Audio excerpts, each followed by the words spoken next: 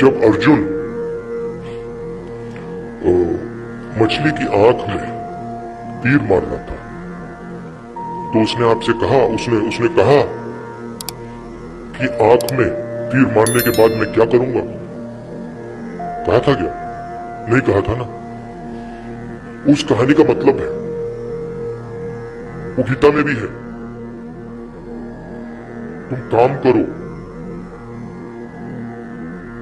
जो होना है होगा, ध्यान काम पे रखो।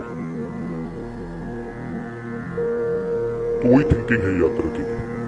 आपका सवाल अच्छा है।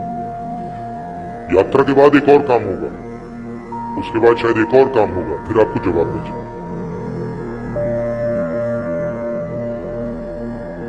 मजा आया, और मैं ये जो मजा है हिंदुस्तान के हर व्यक्ति को देना चाहता हूं।